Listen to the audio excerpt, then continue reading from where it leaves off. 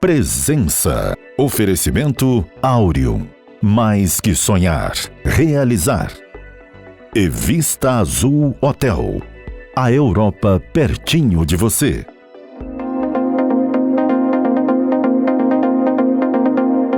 O Presença de hoje está dando sequência a uma entrevista com o médico especialista em medicina de família e comunidade, Dr. Mark Stork, porque nós ficamos de complementar as informações que ele vinha nos trazendo a respeito da abordagem polêmica do uso dos canabinoides. E hoje nós damos sequência a essa conversa com o Dr. Mark Stork. Mark, você tinha falado do CBD especificamente na semana passada, e nós tivemos que encerrar porque o tempo é limitado. Então hoje nós temos ainda a pendência de mais ativos dos canabinoides, que seria o canabidiol e o canabigerol, é isso? Pronto, a gente teria então o canabigerol, que é o CBG, não é? E que vai ter concentradamente uma ação anti-inflamatória, ele pode ser coadjuvante em tratamentos, ele pode ser usado, inclusive, combinado com o CBD para potencializar essa ação anti-inflamatória, ele estando numa concentração um pouco maior e diminuindo, por exemplo, processos inflamatórios na pele,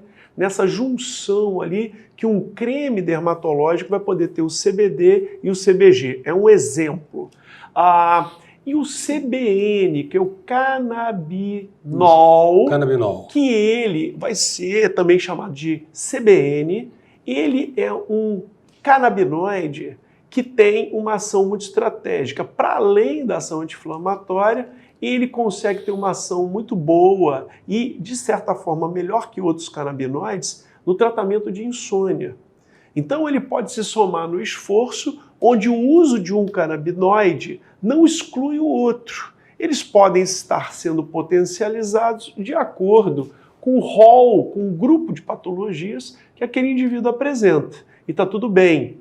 Esses canabinoides, eles vão poder estar sendo usados também de forma isolada, na maioria das vezes com menos efetividade, e na maioria das vezes se usa, isso é demonstrado mundialmente, se utiliza desses canabinoides, conjugados ou não com THC em baixas doses. Isso vai se prestar à potencialização mais ampla deles, e quando o THC é dado em maiores doses, vai poder atender algumas demandas muito específicas, como, por exemplo, dores crônicas de forte intensidade. O THC se mostra muito eficiente. Pessoas com quadro de caquexia, pessoas que estão muito desnutridas, às vezes em função de uma doença, inclusive, que gera ali a possibilidade dela ter desnutrição gravíssima. O que nós vamos ter? O THC melhorando o apetite, regulando o apetite. A pessoa que está com pouco apetite poder comer mais e evitar, eventualmente, as vias enterais e parenterais. Não é? Que seria a via enteral de sonda, como as pessoas chamam, sonda nasogástrica, ou sonda enteral, em que o alimento vai ser colocado diretamente no estômago ou colocado no duodeno, né, a primeira porção do intestino delgado. E aí o alimento dela vai ser, na verdade, basicamente formulações industriais ricas em vitaminas, sais minerais e macronutrientes, como proteínas, carboidratos e gorduras. E o THC, então ele vai cumprir em maior concentração um papel que pode ser decisivo para a qualidade de vida das pessoas, sendo ali essa ferramenta que nós teremos todos que ser mais cautelosos. Porque o THC... O melhor dos mundos vai ser quando conseguir se isolar o princípio psicoativo do THC, né? Ele em si é o princípio psicoativo. Ele é o princípio. Ele é o princípio. Não tem como isolar o princípio psicoativo dentro dele. Não, e aí o grande desafio é o seguinte, como que eu faço uma escalada de dose do THC protegendo o indivíduo contra o que seria um risco, principalmente em altas doses, ou para quem é propenso a ter ali um surto de esquizofrenia, né, um surto esquizoide, como a gente chama, dela ter ali uma que seria quase uma das únicas complicações do uso dos canabinoides. Então, para diminuir esses riscos, eu teria que fazer uma triagem prévia, já que o uso do THC em maiores concentrações é indicado para aquele paciente, que eu já citei dor crônica, já citei perda de apetite, onde, o que eu posso fazer? Qual é o histórico familiar? O histórico familiar envolve pessoas com esquizofrenia, tem uma vinculação genética. É uma predisposição óbvia, né?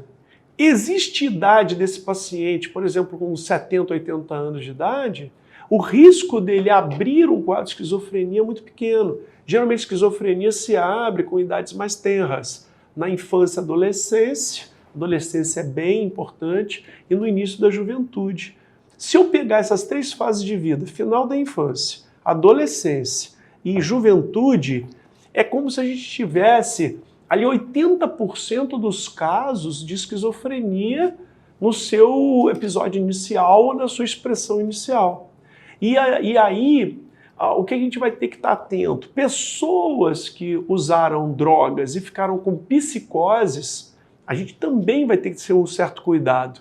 E olha como isso é meio paradoxal, parece contraditório.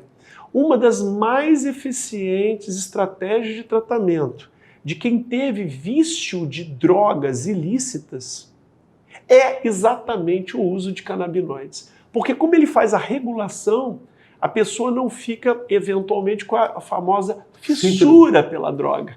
Ou seja, há uma regulação do sistema, principalmente dentro de um sistema nervoso, não é? Que ele tem uma implicação direta. O sistema endocannabinoide, inclusive, é considerado uma fração importante de um sistema nervoso que se dizia que era sistema nervoso central, cérebro, medula, e sistema nervoso periférico, que são os nervos que vão para braços, pernas e o resto do corpo, e uma outra fração do sistema nervoso, que é o sistema nervoso autônomo, tanto simpático quanto parasimpático, que ajuda a regular nossos órgãos internos. É só lembrar o seguinte, nós não precisamos pedir para o nosso rim filtrar o sangue. Ele filtra independente do nosso desejo. E mesmo que você queira que seu rim não filtre o sangue, ele vai filtrar a revelia para preservar a vida.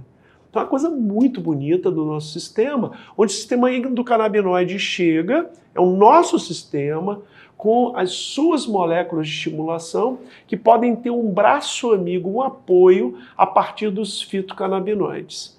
Está aí a explicação, talvez, mais importante, de por que eles têm baixíssimo efeito colateral e reações adversas, diferente de alguns fármacos por identidade sintéticos. com substâncias endógenas, então. Perfeito, exatamente. Então, quando eu penso num paracetamol, num Tilenol, chegam a ter estatísticas aí onde de 3 a 8 pessoas morrem no mundo por causa de overdose de paracetamol, um remédio que tem na gôndola das farmácias, não é? Ou seja, se compra sem prescrição médica. Então veja que alguns medicamentos com um forte efeito possível de gerar intoxicação, de gerar insuficiência hepática, por exemplo, e outros com insuficiência renal, estão aí mais fácil para a população. E os canabinoides, e isso traz um certo grau de polêmica favorável aos canabinoides, não se tem na história registro de alguém que tenha... Ninguém morreu disso. Morrido disso, ou de complicações severas. Mas aí tem a questão da demonização, tem componentes culturais, tem preconceito. Einstein falava, né, que é mais fácil abrir o átomo, fazer a fissura do átomo, do que romper um preconceito. E o cara sabia das coisas. Então a gente tem, por exemplo, tem a demonização da cannabis, passa por aquele assunto que você falou, aquela condição que passou da repressão aos afrodescendentes, mas passa por interesses econômicos também, que a nascente indústria têxtil, a base dos polímeros sintéticos nos Estados Unidos queria entrar com tecido e o tecido cânhamo era muito bom, né? Os garimpeiros lá do Velho Oeste faziam uma calça de cânhamo e não acabava a calça não rasgava, não acabava, as velas de navio. Pedro Vasco Fernandes Coutinho chegou aqui navegando na caravela cujo tecido era do cânhamo que produz a cannabis sativa. Mas a gente enfrentou um processo de demonização e a questão da cultura. Nós temos outro exemplo muito claro aqui na América do Sul com a coca, a folha da coca. A folha da coca é demonizada como se ela fosse a cocaína. A cocaína é um processo de uma droga que entra muito mais substâncias químicas, né, através daqueles refinos clandestinos, do que na folha da coca, que foi uma plantam a vegetação providencialmente dada pela divindade, só pode falar assim, para que aquele povo pudesse existir naquela região, senão você não vive. Você não anda nas montanhas, nos Alpes, nos Andes, sem a coca, né? Então, a cannabis sofreu essa demonização. Aí, como o que era bom para os Estados Unidos era bom para o Brasil, a gente importou tudo, inclusive a repressão, né? Quantas famílias foram dilaceradas aqui porque um jovem adolescente foi flagrado com um cigarrinho de maconha? Quantas famílias? Até hoje ainda tem esse preconceito que envolve isso tudo, né? Se a gente fala no direito do indivíduo, isso é uma coisa que talvez a gente tem que ter mais maturidade. O que me ocorre de te perguntar, Mark, é o seguinte: como é que você vê o tratamento disso em sociedades mais atrasadas como os Estados Unidos? Então, eles evoluíram muito nesse aspecto de retomar com a cannabis medicinal como ponta de lança para melhoria e talvez até um alívio do sistema de saúde norte-americano, que gasta anualmente mais do que bilhões de dólares. Bate na casa dos trilhões de dólares. É um gasto muito expressivo, que faz aumentar a dívida interna norte-americana, não é? E que ela é quase incalculável. E, nesse sentido, a disponibilização, sem necessidade de receita controlada, sem necessidade de receita médica, nas gôndolas das farmácias lá, prova, junto com o plantio da cannabis, lógico, com uma legislação própria, porque isso não pode ficar sem controle adequado, né? O governo tem que cumprir um papel estratégico, principalmente no que tange regulação e proteção do indivíduo, para que o óleo ou a forma hidrossolúvel, que ambos são produzidos nos Estados Unidos, por exemplo, eles podem chegar como no cliente final, no consumidor final.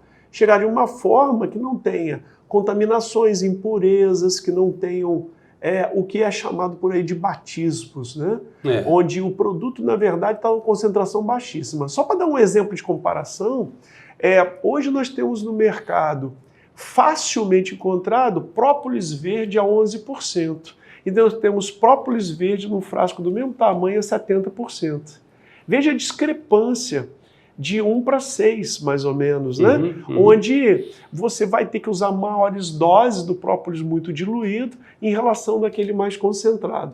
Imagina o quanto que sem regulamentação eu poderia vender uma gota de CBD concentrado, diluído em 30 ml, né, de um óleo ou de uma água qualquer. Quero agradecer muito, Mark, sua disponibilidade de estar aqui conosco, ajudando a diminuir a nossa ignorância. Eu que agradeço, a gente vai estar sempre à disposição. A presença hoje do Dr. Mark Stork, especialista em medicina de família e comunidade, especialista de uma série de coisas, mas formalmente nós ficamos com esse título para o nosso Dr. Mark, que é, tanto quanto a gente pode, uma presença cativa aqui do Presença. Até já.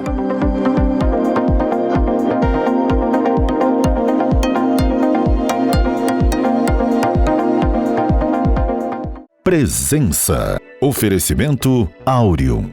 Mais que sonhar, realizar. E Vista Azul Hotel. A Europa pertinho de você. Venha viver momentos inesquecíveis no Vista Azul Hotel, nas Montanhas Capixabas.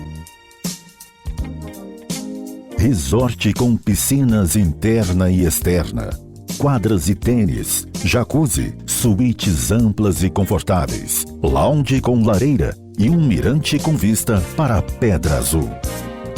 Vista Azul Hotel, a Europa pertinho de você.